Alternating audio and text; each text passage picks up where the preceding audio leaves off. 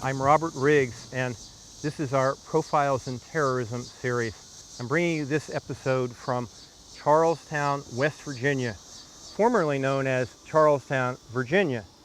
And it was here on December 2nd, 1859, that John Brown met his end on the gallows after his raid at Harpers Ferry. And he was on the gallows on this little knoll that you see behind me, where the brick house is currently. And about 30 feet from the gallows, there was another important spectator, or at least who would become important later. That spectator was a 21-year-old John Wilkes Booth, who unexpectedly had thrown up his job as an actor with the Marshall Theater in Richmond to pretend that he was a member of the Richmond Grays, a local militia, so that he could come here to stand guard and witness this historic event, the hanging of John Brown. And there's no doubt that he was here. There are actually newspaper accounts from the time that noted that John Wilkes Booth, the son of Junius Booth, was here in Charlestown as part of the militia guarding the site.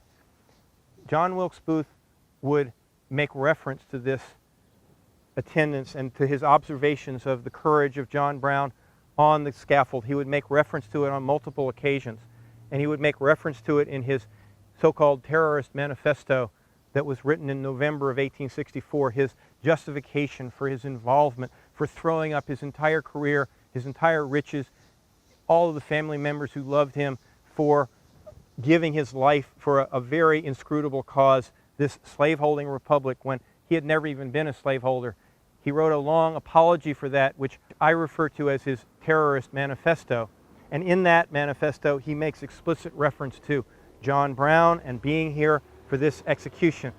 That was the path of terrorism for John Wilkes Booth, and it was a path that was very much inspired by another terrorist who met his end right here on this ground at Charlestown, Virginia on December 2nd, 1859. And that's why we've come here as part of our Profiles in Terrorism series.